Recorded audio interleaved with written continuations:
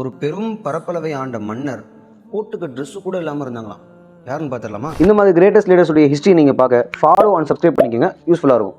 ஹிஜ்ரி 99 இருந்து கிட்டத்தட்ட வெறும் 2.5 வருஷம் Spain, Morocco, Algeria, Tunisia, Libya, Egypt, Turkey, Syria, Iraq, Saudi, Iran அப்படின்னு 13 பெரும் நாடுகளை ஆண்டு ஒரு ஆட்சினா இவ்வளவு பெர்ஃபெக்டாக இருக்கணும்னு செஞ்சு காட்டி மக்களுக்கு ஏழ்மைனா என்னன்னு தெரியாத அளவு ஆட்சி செஞ்சவங்க தான் உமர் இப்னு அப்துல் அசீஸ் ரஹ்மத்துல்லாஹி அலைஹி எனும் ஒரு பெரும் இறைநேசர், ஒரு கிரேட்டஸ்ட் லீடரும் கூட. இவங்க ஆட்சி, அதிகாரம், நீதி, நேர்மை எல்லாத்துலேயும் லைக் இஸ்லாத்தின் 2ஆம் ஹலீஃபா உமர் ரலியல்லாஹு அவங்க மாதிரி இருந்தனாலேயே இவங்களுக்கு உமரு சானி, த செகண்ட் உமர் அப்படின்னு ஒரு நேம் இருக்குது. ஒரு டயத்தில் ரொம்ப முடியாமல் போகிறாங்க.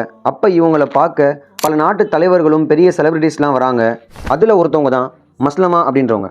அப்போ உமர் இப்னு அப்துல் அசீஸ் ரஹ்மத்துல்லா கிழிஞ்ச அழுக்கான கந்தரான ட்ரெஸ்ஸை போட்டிருக்கதை பார்த்த அந்த மஸ்லமா அப்படின்றவங்க டைரெக்டாக அவங்களுடைய ஒய்ஃப்டையே போய், ஒரு நாட்டையே ஆளும் தலைவரை பார்க்க இத்தனை பேர் வராங்க, ஒரு நல்ல ட்ரெஸ்ஸு போட்டு விட மாட்டிங்களா அப்படின்னு கேட்குறாங்க. அப்போ அவங்க மனைவி அழுதுகிட்டே சொன்னாங்க பாருங்க, அதான் இங்கே ஷாக்கே.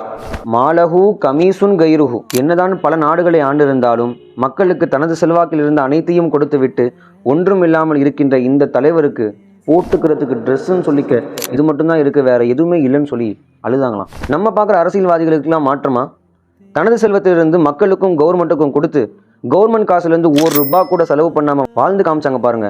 அவங்க தான் உமர் இப்னு அப்துல் அசீஸ் ரஹ்மத்துல்லாஹி அலைஹி அவங்க. புரிஞ்சிருக்கும் நம்புறேன். உங்களுக்கு தெரிஞ்சவங்களுக்கு ஷேரை தட்டி விடுங்க. அடுத்த வீடியோவில் சந்திக்கும் வரை வஸ்ஸலாம்.